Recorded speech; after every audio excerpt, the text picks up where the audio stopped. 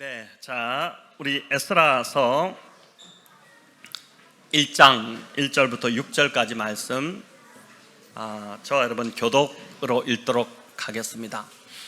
에스라서 1장 1절부터 6절까지 말씀입니다. 제가 1절을 먼저 읽겠습니다. 바사왕 고레스 원년에 여호와께서 예레미야의 입을 통하여 하신 말씀을 이루게 하시려고 바사왕 고레스의 마음을 감동시키심에 그가 온 나라에 공포도 하고 조소도 내려 이르되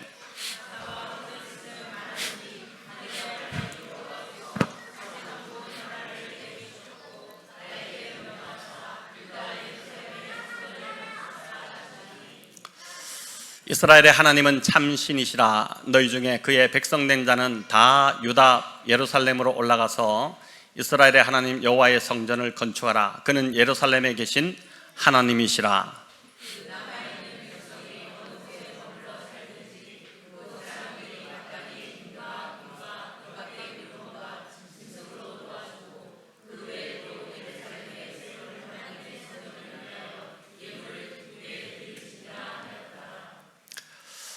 이에 유다와 베냐민 족장들과 제사장들과 레위 사람들과 그 마음이 하나님께 감동을 받고 올라가서 예루살렘에 여호와의 성전을 건축하고자 하는 자가 다 일어나니 그 사면 사람들이 은그릇과 금과 물품들과 짐승과 보물로 돕고 그 외에도 예물을 기쁘게 드렸더라. 아멘. 에스라서 이제 묵상 들어갔는데 제가 참 보니까 또 적절한 시기에 하나님께서 에스라서를 교회에 묵상하게 하신다는 생각이 들고 매달 그 참 보석 같은 이 말씀들을 저희가 이렇게 계속해서 묵상할 수 있고 또 말씀을 들을 수 있다는 것이 너무나도 큰 축복이라는 생각이 듭니다. 오늘 이제 에스라서 1장을 가지고 성전을 건축하라 이 제목으로 함께 은혜를 나누고자 합니다. 여러분 그 절대 이루어질 수 없는 불가능한 일처럼 여겼던 이제 그런 일이 하루아침에 이루어지는 그 경험을 해보신 적이 있으십니까? 간절히 이제 원함은 있었지만 전혀 해결될 것 같지 않아서 이제 포기하고 있었는데 어느 날 생각지도 못했던 방법으로 이제 그 문제가 풀리는 것을 혹시 경험해 보신 적이 있으신가요? 아마 인생을 살면서 한두 번쯤은 이런 경험들이 다 있으실 것입니다.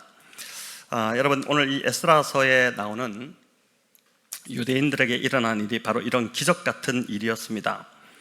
바벨론으로 끌려간 그 이스라엘 백성들이 이제 무려 70년 동안이나 노예 생활을 그 땅에서 이제 노예로 그렇게 살아갔습니다. 여러분 70년의 세월이 절대 짧지 않습니다. 자식의 손자까지 아마 그 바벨론에서 다 태어나서 비참한 삶을 계속 이어가지 않았겠습니까? 우리가 일제 36년간 강점기 때 이제 그런 고통스러운 시간을 보냈는데 그 2배에 해당하는 시간을 그 유대 이스라엘 백성들이 바벨론 땅으로 끌려가서 이제 그런 시간을 보냈다는 것입니다. 그래서 이제 이들은 아마 그 땅에 살면서 이제 다시 고국으로 돌아간다는 것, 이건 거의 불가능한 것처럼 여겼을 것이고, 그렇기 때문에 이스라엘의 회복은 참 요원해 보였습니다. 바벨론은 절대 보니까 망할 것 같지 않았기 때문입니다. 유다 백성들로서는 이제 소망이 다 끊어진 상태였는데, 그런데 포로로 끌려간 지 70년이 되었을 때 선지자 예레미야의 예언대로 바벨론이 갑자기 멸망당하는 일이 일어난 것입니다. 절대 일어날 수 없을 것 같았던 일이 일어난 것이죠. 바벨론이 멸망한다. 이거는 절대 일어나지 못할 그런 일이었습니다. 여러분 그런데 이 일에 그 유다 백성들, 그 땅에 살고 있던 유다 백성들이 한 일은 하나도 없었습니다. 손가락 하나 그들이 이제 어떻게 하지 않았죠.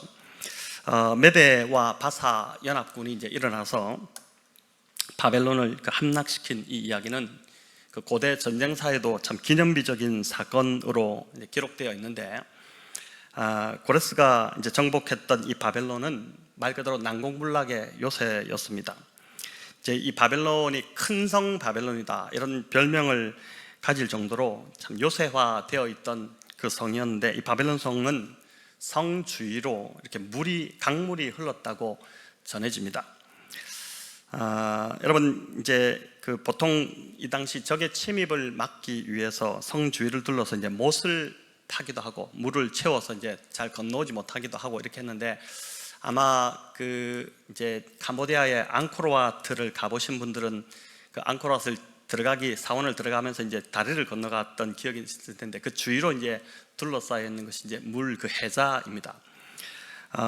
근데 보통 이제 해자를 파는데, 이 바벨론은 그런 해자 정도가 아니라 큰 강이 이제 성을 둘러싸고 흐르고 있었던 것입니다. 그래서 아예 침공이 불가능한 그런 성이었습니다. 자, 그런데 이 성을 고레스가 너무 쉽게 정복을 해버린 것입니다. 여러분 궁금하시죠? 어떻게 고레스가 이 바벨론을 함락시켰는지 궁금하실 텐데, 강이 이렇게 흘러가는 그 옆으로, 이 고레스가 얼마나 머리가 비상한지 그 옆으로 다시 땅을 파서 물길을 내버린 것입니다. 그래서 이제 성으로 흘러가는 그 물길을 이제 땅을 다 파고 나서 그 옆으로 물길을 돌려서 강물이 그 옆으로 흘러가게 만들어 버린 것이죠. 여러분 이렇게 되니까 어떻게 됩니까? 그 성으로 흘러가던 강물의 그 바닥이 서서히 드러나지 않았겠습니까? 땅바닥이 그냥 이제 맨 땅이 되기 시작하는 그런 일이 일어난 것입니다. 자, 그런데 고레스가 이것만 한 것이 아니라 이제 첩자를 보내서 성 안에 그 거주하고 있던 거주민들과 몰래 이제 접선을 한 것입니다. 당시 이 바벨론 성은 이제 벨사살이 다스리고 있었고, 이제 왕과 귀족들의 사치와 방탕이 극도로 이제 심했던, 그래서 그 거주민들 대부분 다 이제 노예로 끌려왔던 포로 민족들인데, 그들의 이제 이 사치에 지칠 대로 지쳐 있었고 불만이 막 고조되어 있던 그런 상황이었는데, 고레스가 이거를 이제 이용을 한 것입니다. 이들은 강제로 이제 바벨론으로 끌려와서 이제 노예처럼 살던 타민족들이었죠.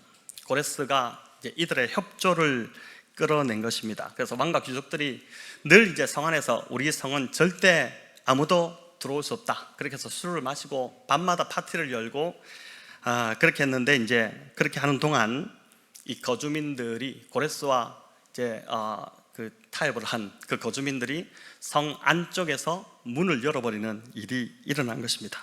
군사들도 다 술에 취해서 다 자고 있던 그 새벽에 문이 열리게 되었고, 이 페르시아 군대가 이제 당당히 걸어 들어가서 바벨론을 점령한 것이죠. 여러분 뭐 공성전 이렇게 하면 성이 다 무너지고 할 건데, 그런 거 전혀 없이 성이 하나도 파괴되지 않고 바벨론 군대를 완전히 전멸시키는 참 역사적인 그 전쟁이 일어났던 것입니다. 자, 바벨론을 너무 쉽게 함락시킨 고레스 입장에서는 성을 점령하도록 도와준 이 포로로 살아가던 그 땅에 그 성 안에 있던 거주민들이 참 고마웠지 않겠습니까? 그들의 공으로 지금 이 승리를 거머쥔 것인데, 그래서 이제 즉위하자마자 즉위 원년에 고레스가 이제 칙령을 내리게 됩니다. 그 칙령이 이제 고레스 칙령인데, 너희가 원한다면은 포로 너희가 끌려왔던 그 고국으로 다시 돌아가도 좋다 허락을 했고, 또 너희들이 섬기던 신 바벨론의 신 마르둑이 아니라 너희가 섬기던 그 옛 신을 너희가 섬겨도 좋다는 그런 칙령을 내린 것입니다. 자, 이 역사로 볼 때는, 여러분 이 세상 역사로 보면 이 사건이 이렇게 해석이 됩니다. 이 기록이 이제 고레스 이 전쟁사 있는데 기록이 되어 있는데 이렇게 되지만은, 에스라서 1장을 보니까, 이 성경의 역사를 보니까 하나님께서 이 모든 과정을 주권적으로 역사하고 계셨다는 그 사실을 우리에게 알려줍니다. 똑같은 사건을 바라보는데 세상의 역사와 성경이 이 사건을 바라보는 시선이 다른 것이죠. 여러분 선지자 예레미야에게 주셨던 예언대로 70년이 되자 이제 페르시아의 고레스를 일으켜 바벨론을 무너뜨렸고 고레스 칙령을 반포하게 하신 것입니다. 자, 이 일이 우연히 일어난 것 같지만 여러분 그렇지 않습니다. 하나님께서 유다 백성들로 하여금 예루살렘으로 돌아가도록 하기 위해서 고레스를 일으키고 사용하신 것이죠.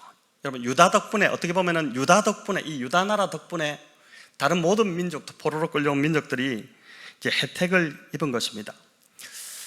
지금도 하나님은 당신의 백성들을 보호하시고 지키시기 위해서 세계 열강의 지도자들을 사용하고 계신다고 믿습니다. 트럼프나 또 시진핑이나 참 대단한 권력들이지 않습니까? 이런 사람들도 보면은 자기들이 하나님께 사용받는 줄도 모르고 지금 쓰임받고 있는 줄도 모르고 쓰임받고 있다는 것이죠. 왜냐하면 역사의 주관자가 하나님이시고 지금도 하나님은 이런 열강의 지도자들을 통해서 세상 역사를 다스리고 계시기 때문입니다. 이제 아시아를 이렇게 돌아볼 때 여러분, 아시아에서 우리나라만큼 교회가 많이 세워져 있는 나라가 없습니다. 정말 좀 특별한 나라인데, 우리가 작년에 일본 교토 오사카로 이제 전도여행을 가봤지만은 오사카 교토역이었죠. 교토역에서 우리가 제일 높은 데 올라가서 이렇게 교회를 찾으려고 해도 찾을 수가 없었지 않습니까? 십자가가 보이지 않지 않았습니까? 근데 정말 교회가 많이 세워져 있는 참 특별한 그런 민족인데, 전쟁을 겪고도 이처럼 빨리 나라가 재건된 역사는 여러분 세계 역사 속에서도 찾아보기가 참 힘들 정도입니다. 한국의 위상이 참 굉장히 높아졌잖아요. 요즘 더 그런 것 같아요. 근데 이 모든 것들이 저는 한국 교회가 있기 때문이라고 믿습니다. 한국의 하나님의 백성들이 이 땅 안에서 주야로 나라를 위해서 부르짖고 있기 때문에, 저희들도 금요일마다 나라를 위한 기도를 하지 않습니까? 그렇기 때문에 하나님께서 이 나라를 축복하신다고 믿습니다. 유다 때문에 이제 포로로 끌려온 민족들이 덩달아 이렇게 해방이 된 것처럼 계속해서 하나님께서 우리나라 때문에 열강의 이 세계 열강이 계속해서 덩달아서 복을 받게 되기를 바랍니다. 여러분, 이제 1절에는 재미있는 표현이 나오는데, 하나님께서 바사왕 고레스의 마음을 감동시키셨다 이렇게 합니다. 우리 같이 한번 읽어보겠습니다. 바사왕 고레스 원년에 바사왕 고레스의 마음을 감동시키심에 그가 온 나라에 공포도 하고 조소도 내려 이르되. 자, 오늘 이제 이 본문에 하나님께서 감동시키셨다 이 표현이 두 번이 나옵니다. 바사왕 이 고레스의 마음을, 페르시아 왕 고레스의 마음을 감동시키셨고, 또 5절에 보니까 성전 건축을 하기 위해서 일어선 제사장과 레위인, 또 유다와 베냐민의 족장들 이들의 마음을 감동시키셨다 이렇게 나옵니다. 또 직접적인 감동시키셨다 이 표현은 없지만 6절에도 보면은 유다 주변에 있는 나라들, 그 나라들 사람들도 하나님께서 감동을 시키셨습니다. 이 바벨론 사람들이죠. 그동안 이제 그 노예를 끌려왔던 히브리 민족, 이 유다 민족을 무시하고 노예 취급했던 자들입니다. 여러분, 그들의 마음을 하나님께서 감동시키시자 성전 건축에 이제 필요한 금과 은과 같은 그 참 예물들, 귀중품들을 이제 내어주기 시작했고, 이제 돕는 일들이 일어난 것입니다. 여러분, 그런데 이런 일이 출애굽할 때 한 번 더 있었죠.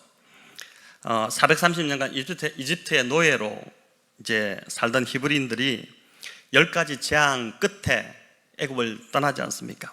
근데 이때도 애굽 사람들이 떠나는 그 이스라엘 백성들을 빈손으로 돌려보내지 않고 많은 예물을 주어서 보냈다라고 그렇게 이제 출애굽기가 기록하고 있습니다. 여러분, 그럴 이유가 전혀 없습니다. 당시 상황은 10가지 재앙으로 그 이집트가 완전히 초토화된 그런 상황입니다. 자기들도 지금 먹을 것이 없어서 먹고 살기 바쁜 그런 상황에 어떻게 그들이 갖고 있던 값진 예물들을 그 노예로 있던 자들이 떠난다고 그들에게 이렇게 지어줄 수 있었겠습니까? 이게 이해할 수 없는 일들이 출애굽할 때도 그랬고, 또 지금 바벨론 하는 이 바벨론에서 나올 때도 이제 이런 일이 일어났는데, 이건 하나님께서 바벨론 사람들과 애굽 사람들을 감동시키셨기 때문에 일어날 수 있는 일이었다고 믿습니다. 여러분, 오늘 본문 이제 에스라 6장에 보면, 오늘 본문 묵상 본문이죠. 여러분, 오늘 묵상을 다 하셨을 텐데, 여기 보면은 고레스의 칙령이 한 번 더 이제 언급이 됩니다. 참 놀라운 이제 본문을 보게 되는데, 당시 페르시아 제국의 왕은 결코 인자하거나 또 호의적이거나 또는 자비를 베푸는 그런 인물들이 아닙니다. 굉장히 호전적이고 또 잔인하기 그지없는 인물들이었죠. 그렇지 않으면, 그런 잔인성이 없으면 그 자리를 지킬 수 없었기 때문입니다. 성전을 짓는데, 근데 이런 위인들이 특별히 하나님의 백성들에게 파격적인 친절을 베푸는데, 성전을 짓는 데 드는 모든 비용, 경비 이런 것들을 다 왕실에서 그걸 다 내게 했죠. 그리고 필요한 자재들을 다 대준다고 그렇게 이제 한 것입니다. 그러니까 어떤 민족에게도 이런 혜택을 주지 않았는데 유다 민족에게 이제 이렇게 한 것인데, 또 그뿐만 아니었죠. 느부갓네살이 예루살렘에서 탈취해 왔던 굉장히 많은 그릇들, 그 금그릇, 은그릇 이런 그릇들인데 그것들도 다 돌려보내서 성전에 다시 갖다 놓게 했습니다. 여러분, 이게 참 불가능한 일이 일어났다고 할 수 있습니다. 이게 그냥 이전에 옛날 이야기가 아니라 실제로 이제 일어났던 그 역사인데, 하나님이 감동을 주시니 이제 불가능했던 일들이 하루아침에 가능하게 되고 문제가 막 풀어지는 그 일들이 일어난 것이죠.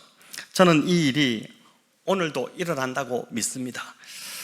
오늘도 하나님이 감동을 주시면 도저히 믿을 것 같지 않은 그 가족들, 또 남편이 하루아침에 예배에 나오는 일들이 일어나게 될 줄 믿습니다.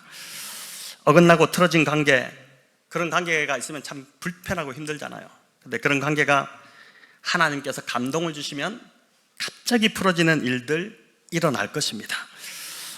여러분, 지금 이제 오늘 저녁에 우리 미얀마 선교 가기로 자원했던 분들이 오늘 이제 보시면서 금요일인데 오늘 되게 많이 났다 생각되실 텐데, 이제 오늘 그 선교 가기로 작정하신 분들이 오늘 좀 특별 기도를 하기 위해서 저희가 모였습니다. 그런데 미얀마 선교가 지금 막힌 것처럼 보이지만, 또 그래서 외교부의 여행 경보 이런 것들이 동남아시아 지역 중에, 제가 지도를 이렇게 그 외교 공보를 보니까 동남아시아 지역 중에 미얀마만 빨간색입니다.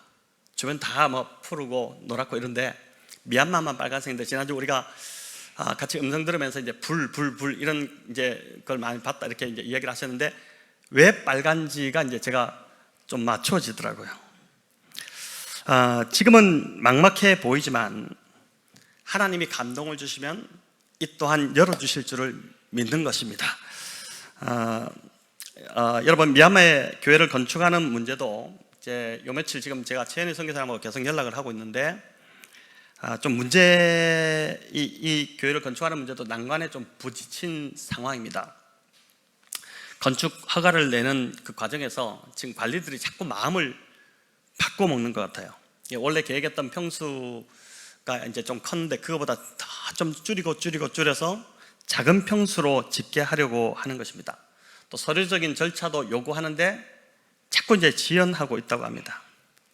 이제 기도하라는 사인인 것 같아요. 교회가 하나 지어지는데 그 교회를 함께 짓겠다고 하는 우리 교회가 이 일에 관심도 없고 기도도 안 한다면은 그게 어떻게 지어질 수 있겠습니까? 여러분, 저희 백원영동교회 지금 여기 앉아서 이렇게 예배드리고 계시지만은 이 백원영동교회가 지어질 때 정말 서울영동교회에서 많은 분들이 기도하셨거든요. 정말 기도를 많이 하셨어요. 지금도 이제 기도하시는 분들이 있고, 그런데 그런 기도가 있었기 때문에, 돈이 있어서 교회가 지어진 것이 아니라 그런 기도가 있었기 때문에 지금의 백원영동교회가 세워졌고 저와 여러분이 이 안에서 은혜를 누리고 있는 것이지 않습니까? 근데 그러다 보니까 이제 미얀마에 지금 교회를 세워지는 이 일, 왜 이렇게 자꾸 지연되고 막히고 이런 일이 있을까? 그러면 제가 이제 이번 주 하루 아침에 새벽 기도에 나와서 이제 묵상하는 가운데 하나님 주신 마음이 정말 우리가 기도하지 않았다는 것을 깨닫고 그날 아침에 참 많이 회개를 했습니다. 그래서 오늘 이제 기도하러 나오신 것이 맞다, 잘 나오셨다. 그리고 오늘 이 자리에 나오신 분들 정말 이제 오늘부터 미얀마 그 사회주의, 공산주의 그 나라에 지금 교회가 세워지는 이 일에 사탄이 얼마나 방해를 하겠습니까? 여러분, 사탄이 제일 두려웠다는 것이 교회가 개척되는 것인데, 한 교회가 세워지는 것인데, 칼빈이 이야기했듯이 이 시대의 최고의 전도, 선교는 교회를 개척하는 것이다, 그렇게 이야기했잖아요. 그 땅에, 지금 복음의 불모지인 땅에 그리고 이제 빈민촌에 지금 교회를 세우는 이 일에 사탄이 얼마나 방해를 할까 싶습니다. 그래서 여러분, 기도하라고 하나님이 이런 난관을 지금 더 우리에게 주신다는 생각을 하게 됩니다. 하지만 이 모든 것도 오늘 이 본문을 묵상하면서 하나님께서 이 모든 것들을 지금 붙들고 있는 이들의 마음을 감동시켜 주시면 한순간에 해결될 줄로 믿습니다. 여러분, 오늘 큐티 해설처럼 오늘 큐티 해설에 이런 말이 있습니다. 지금 상황이 막막해 보여도 하나님의 계획 안에는 이미 길이 열려 있음을 믿습니다. 지금 상황이 막막해 보여도, 지금 앞이 보이지 않잖아요. 막막해 보여도 그러나 하나님의 계획 안에는 이미 길이 열려 있는 것입니다. 우리가 그 믿음으로 그 길을 바라보아야 하는 것이죠. 그래서 오늘 밤 우리가 정말 기도해야 할 것은, 우리 선교를 가든 안 가든, 선교를 가는 사람들은 또 가는 대로, 또 안 가는 분들도 우리가 교회의 선교이기 때문에 함께 중보해야 되지 않겠습니까? 그래서 정말 기도해야 될 것들은 불가능하게 보이는 이 문제들, 또 그 문제를 틀고 있는 자들의 마음을 하나님께서 감동시켜 달라고 간절히 부르짖는 일이라고 믿습니다. 하나님, 사람의 마음을 감동시켜 주셔서 지금 불가능해 보이는 일들이 단숨에 해결되게 하여 주시옵소서. 이렇게 기도하는 저와 여러분 되시기를 바랍니다. 자, 그럼 하나님께서 고레스의 마음을 감동시켜 주시고 또 주변 사람들 마음도 감동시켜서 유다 백성들에게 예물을 챙겨주도록 했던 그 이유가 무엇일까요?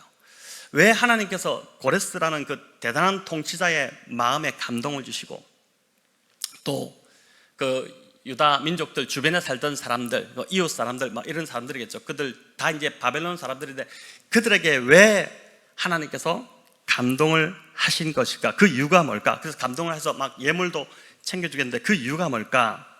바로 하나님의 성전을 건축하도록 하기 위함이었다는 것입니다. 우리 2절 3절을 같이 한번 읽어보겠습니다. 바사왕 고레스는 말하노니 하늘의 하나님 여호와께서 세상 모든 나라를 내게 주셨고 나에게 명령하사 유다 예루살렘의 성전을 건축하라 하셨나니 이스라엘의 하나님은 참신이시라. 너희 중에 그의 백성된 자는 다 유다 예루살렘으로 올라가서 이스라엘의 하나님 여호와의 성전을 건축하라. 그는 예루살렘에 계신 하나님이시라. 아멘. 여러분, 에스라 1장에만 성전을 건축하라, 또 성전을 위하여, 이런 말이 무려 4번이나 반복됩니다. 그래서 이제 제가 오늘 설교 전부터 성전을 건축하라, 반복되는 이 단어를 가지고 이제 잡았는데, 유다 백성들로 하여금 고국 땅 그 예루살렘으로 돌아가서 잘 먹고 그냥 잘 살라고 고레스 왕의 마음을 하나님이 감동시키신 것이 아닙니다. 지금 바벨론에서의 그 포로 생활보다 더 나은 삶, 더 자유로운 삶, 더 풍요로운 삶을 살라고 유다 백성들을 예루살렘으로 돌아가라고 한 것이 아니라는 것입니다. 여러분, 주변 사람들을 감동시켜서 많은 가축들과 온갖 귀한 금은보화, 예물들을 다 챙겨준 이유는 여기 4절에 나오듯이 하나님의 성전을 건축하게 하기 위함이었습니다. 그 예물 받아서 가지고 와서 그냥 너희들 잘 먹고 배부르게 좋은 집 짓고 그렇게 살라고 하신 것이 아니라, 그 다 챙겨준 이유는, 그들의 마음을 감동시켜서 돌아가게 한 이유는 하나님의 성전을 짓게 하라는 것이었다는 것이죠. 여러분, 바벨론에 살던 이 유다 백성들 고향 예루살렘으로 돌아가는 게 결코 쉬운 결정이 아니었을 것입니다. 귀향길이 무려 1500km나 됩니다. 우리 서울 부산의 몇 배나 될까요? 1500km, 엄청나게 먼 거리죠. 험난한 여정이었고 이게 석 달 정도 걸리는 거리였습니다. 가는 길도 안전을 보장할 수 없었고, 더군다나 설사 예루살렘에 도착했다 해도 지금 어떤 상황이 기다리고 있는지는 알 수 없습니다. 여러분, 이미 예루살렘은 70년 전에 폐허가 되었고 완전히 그냥 무너진 옛 성읍입니다. 돌아간다고 해도 무슨 일이 일어날지 알 수 없어요. 불안함과 불확실성까지 감안하면 이게 함부로 그렇게 결정할 문제가 결코 아니라는 것입니다. 이번에 우리가 선교를 결정하면서도 이 불안함과 불확실성, 이게 계속해서 이제 지금 우리가 함께 하고 있는데, 동일하게 여러분 이 이스라엘 백성들이 그런 심정이었습니다. 그러니까 잘 먹고 잘 사는 풍요로운 삶을 원했다면 그들은 돌아가면 안 됩니다. 바벨론, 오늘날의 미국 맨하튼 같은 참 풍요의 도시인데 그 도시에 그냥 차라리 남는 게 낫습니다. 성경 자료를 보면 1차 포로교환 때 돌아온 숫자가 5만 명이 채 되지 않습니다. 작은 수입니다. 바벨론으로 끌려갔던 자들이 1차와 2차와 3차에 걸쳐서 귀환을 하게 되죠. 근데 바벨론에 머물던 유다 백성의 수에 불과 한 10%에서 30% 정도만 고국으로 돌아온 것으로 그렇게 이제 추정을 합니다. 예루살렘은 파괴된 지 70년의 세월이 흘렀죠. 문화적으로나 기반 시설이나 생활 면에서 지금 바벨론과는 비교가 할 수 없습니다. 여러분, 아이들 교육은 말할 것도 없겠죠. 아이들 교육에 신경 쓰는 사람들 지금 다시 그쪽 그런 곳으로 가라면 갈 수 있겠습니까? 현실이나 이득에 밝은 자들은 절대 선택하지 않을 옵션입니다. 자, 그럼 누가 돌아가기로 마음먹었을까요? 우리 5절을 같이 한번 읽어보겠습니다. 이에 유다와 베냐민 족장들과 제사장들과 레위 사람들과 그 마음이 하나님께 감동을 받고 올라가서 예루살렘의 여호와의 성전을 건축하자고 하는 자가 다 일어나니. 자, 말씀을 좀 띄워놔봐 주십시오. 여기 먼저 보면 유다와 베냐민 족장이 나옵니다. 여러분, 12지파 중에서 왜 하필 유다와 베냐민 지파만 언급을 했을까요? 나머지 유다와 베냐민 지파를 제외한 나머지 10개 지파는 이미 주전 722년에 아수르에 의해서 다 멸망당했기 때문입니다. 물론 그 10개 지파 중에서 소수의 사람들이 신앙의 자유를 찾아서 남쪽으로 내려왔기는 했지만 지금 이제 바벨론에 의해서 끌려간 사람들 대부분은 유다와 베냐민 지파 사람들이었고 또 지금 이 지도자들이 끌려간 것입니다. 족장들이 끌려갔죠. 그래서 그들이 돌아오기로 마음을 먹었습니다. 또 여기 제사장들과 레위 사람들이 있는데 이들은 성전 업무에 있어서는 없어서는 안 될 사람들이죠. 당연히 돌아가려고 했을 것입니다. 중요한 건 그 다음인데 그 마음이 하나님께 감동을 받은 자들입니다. 여러분, 이들이 하나님의 성전을 건축하고자 하는 일에 일어난 것입니다. 그러니까 유다의 그 바벨론에 끌려와서 살던 사람들의 거의 한 10% 정도만이 하나님께 감동을 받고 일어났다는 거예요. 저는 이게 참 중요하다는 생각이 듭니다. 여러분, 이는 오늘도 마찬가지인데 교회를 세워나가는 일, 직분을 가진 직분자들이 더 앞서 행해야겠지만은 그보다 더 중요한 것은 성령의 감동을 받은 자들이 해야 합니다. 이런 감동이 없이 억지로 교회 봉사를 하게 되면 인해 지치고 또 불평만 늘어나는 것 같아요. 선교도 마찬가지라는 생각이 듭니다. 하나님 성령의 감동을 먼저 받는 것이 중요합니다. 하나님이 고레스를 통해 이 유다 백성들에게 성전을 세우라고 했는데 여러분, 이 성전을 세운다는 게 어떤 의미일까요? 단지 무너진 성전 건물을 그냥 재건하라는 것일까? 출애굽이 애굽에서 나오는 것이었다면은 유다의 이 바벨론 포로지에서 포로 귀환은 출바벨론 하는 것입니다. 그러니까 출애굽의 목적과 바벨론 포로 귀환의 목적이 동일합니다. 하나님께서 당신의 백성을 종살이에서 구출시키는 그 목표가 동일한 것이죠. 여러분, 마찬가지로 우리를 죄에서 구원해 주신 목적이 있습니다. 그게 뭘까요? 우리를 죄의 종로로 타던 데서 우리를 건져주신 목적이 있는데 그게 그저 풍요로운 삶, 편안한 삶, 우리가 원하는 그런 형통한 삶일까요? 여러분, 출애굽기에 보면 그 애굽의 바로가 막 10가지 재앙이 쏟아지니까 모세에게 묻습니다. 왜 이 백성을 지금 이집트에서 잘 살고 있는데 왜 이 백성을 굳이 데리고 나가려고 하느냐? 그렇게 이제 묻는데 그 물을 때마다 모세가 뭐라고 대답합니까? 하나님의 백성들이 광야로 나가서 하나님께 제사하도록 하기 위함이다. 그 이야기를 합니다. 자, 여러분, 이 무슨 말일까요? 제사드린다, 이 하나님을 예배하기 위해서 애굽을 떠난다는 것입니다. 여러분, 그렇기 때문에 출애굽도 그렇고 바벨론 귀향도 그렇고 뭡니까? 하나님을 예배하도록 부르신 것입니다.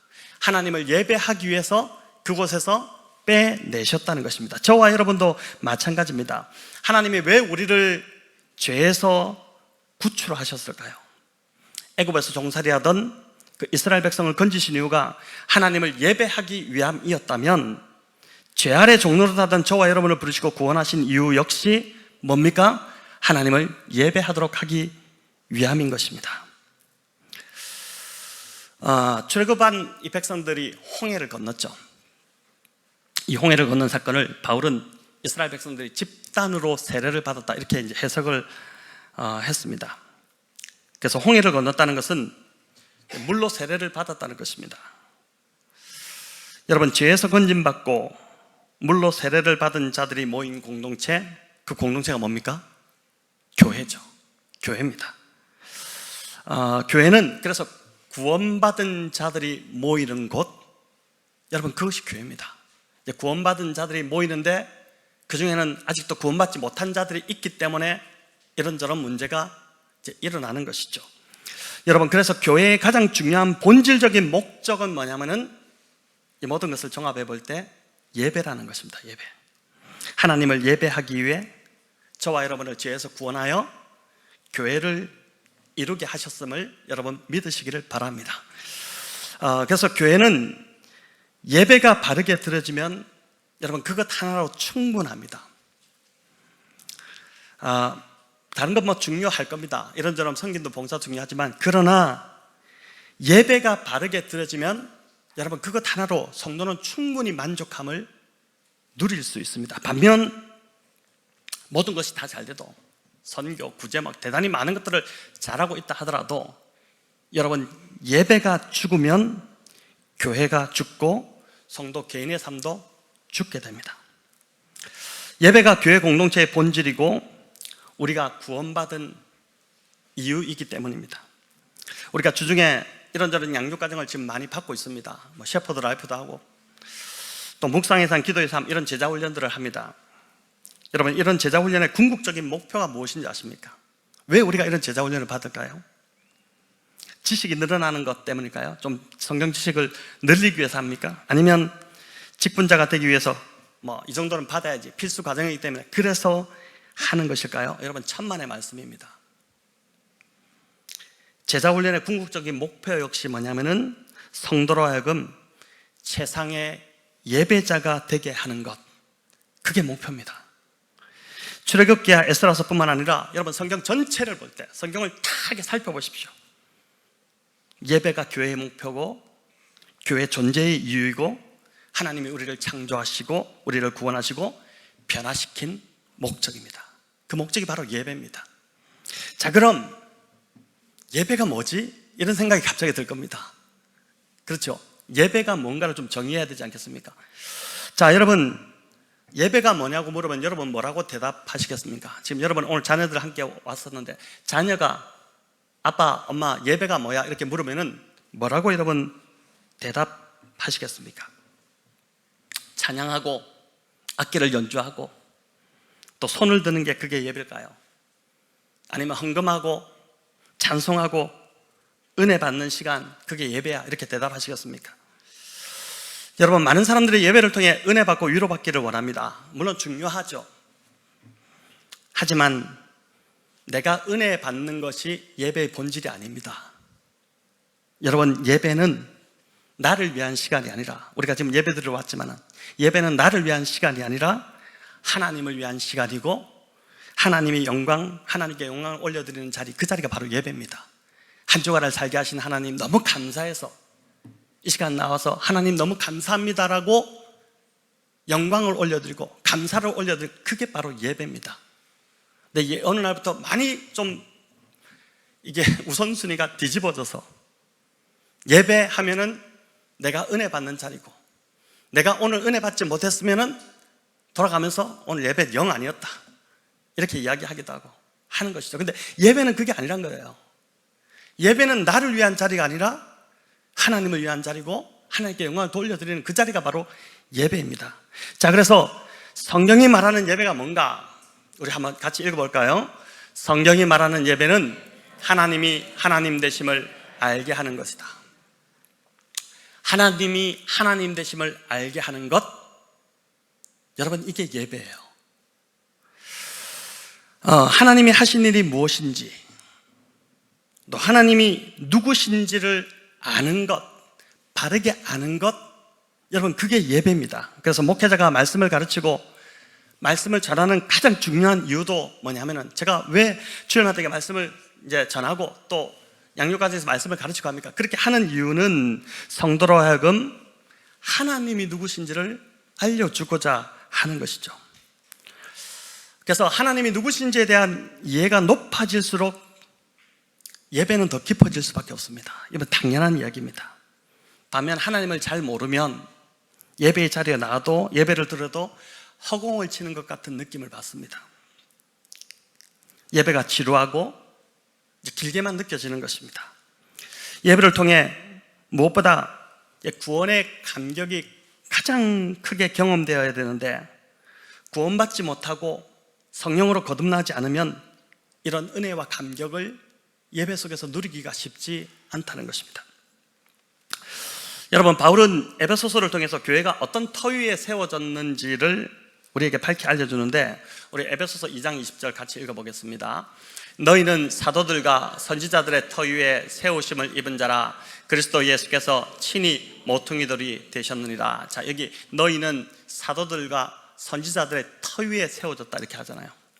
여러분, 사도들과 선지자들의 터, 이게 뭐냐면은 사도들과 선지자들이 전한 말씀입니다. 그 말씀의 터 위에 지금 교회가 세워져 있고 앞으로도 세워져 간다는 것입니다. 여러분, 터가 흔들리면 살 수 없습니다. 최근에 이런저런 나라들에서 지진이 일어나면서 막 땅이 흔들리잖아요.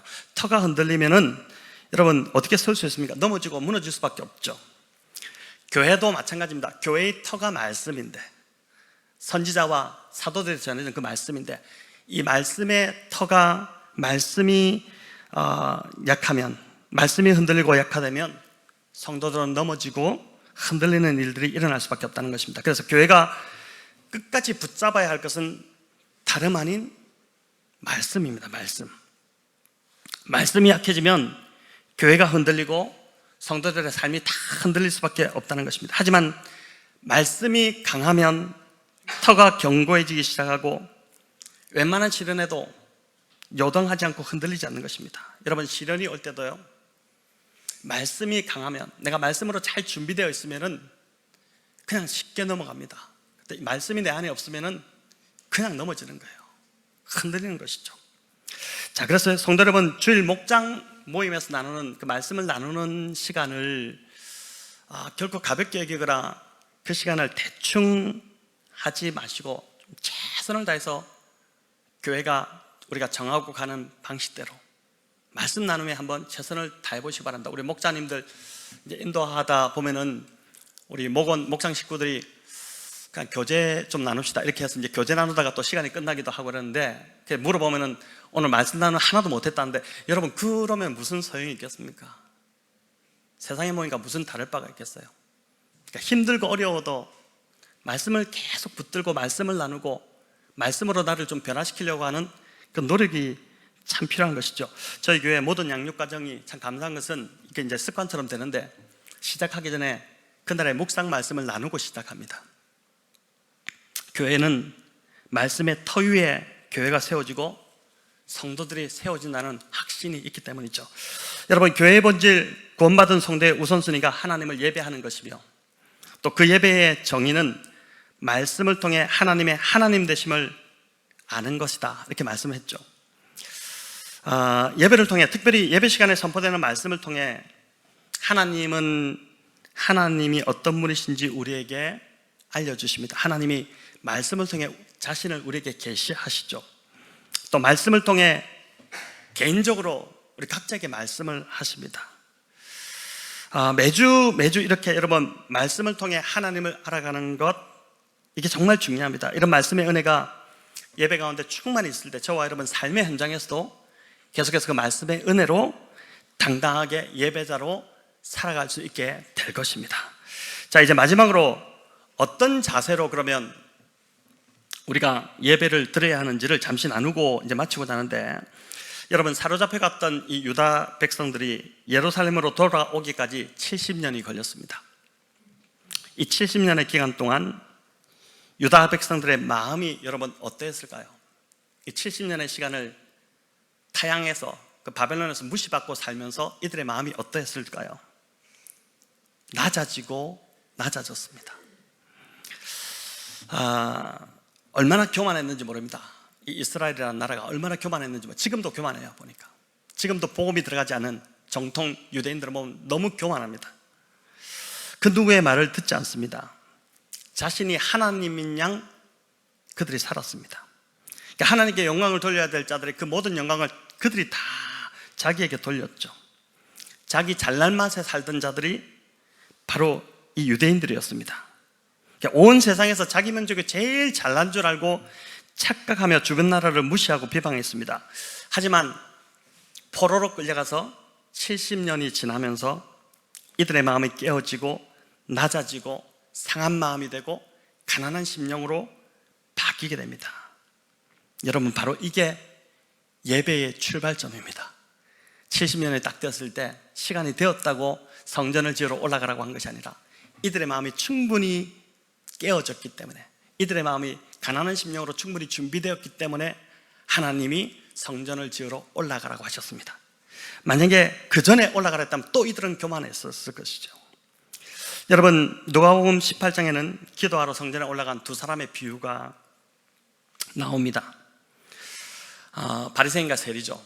여러분, 바리새인은 지나가는 사람들 다 들으라고 그 사람들이 많이 다니는 길목에서 소리를 막 내어서 기도했습니다.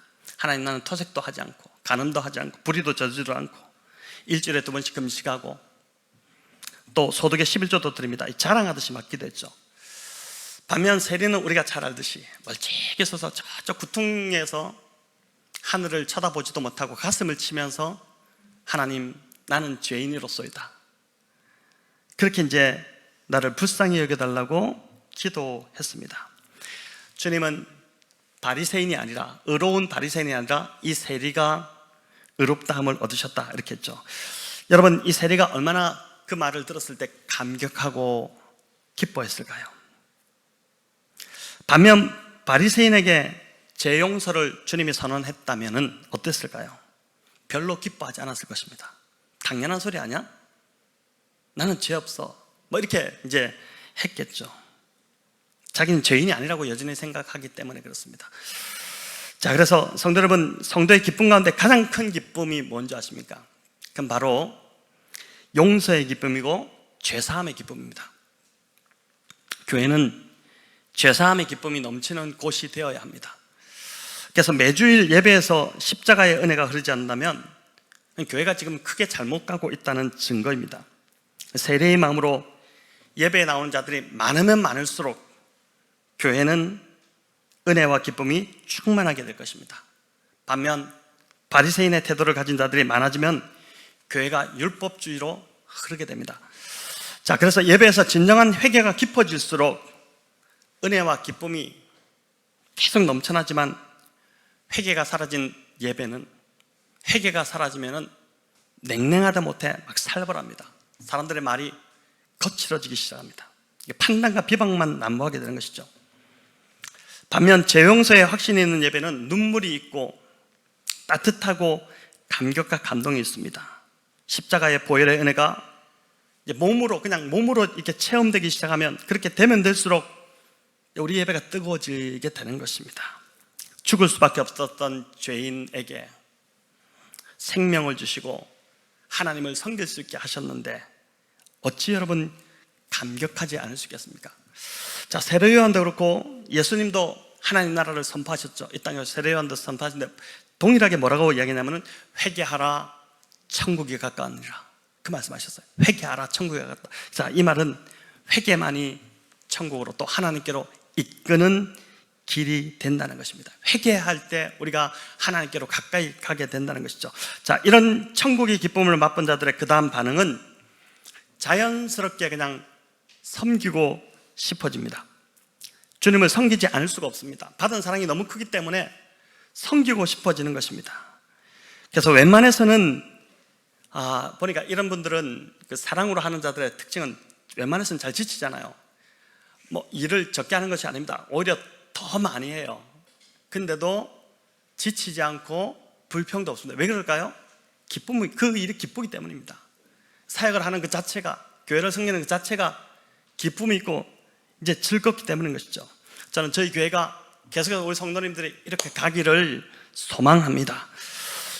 매주 예배로 나오기 전, 또 기도회에 앉기 전 70년의 그 포로 생활, 그들처럼 낮아지고 여러분 깨어진 유다 백성 같은 마음으로 저와 여러분 예배로 나오시면 좋겠습니다. 내가 아직도 죄인이라는 것이 깨달아지지 않는다면, 이것이 잘 다가오지 않는다면, 왜 자꾸 목사님이 죄인이라고 할까? 그게 다가오지 않는다면 여러분 오늘 밤에 성령으로 거듭나도록 그 기도를 하시는 여러분이 되시면 좋겠습니다. 하나님께서 우리를 사랑하시기 때문에 십자가의 그 은혜로 우리를 이끌어 주실 것입니다. 오늘 이 밤에 나오신 우리 성도님들 한 분 한 분이 오늘 에스라가 성전을 건축하는 이 장면을 살펴봤는데, 성전을 건축하는 참된 예배자로 세워지시기를 우리 주님의 이름으로 축원합니다.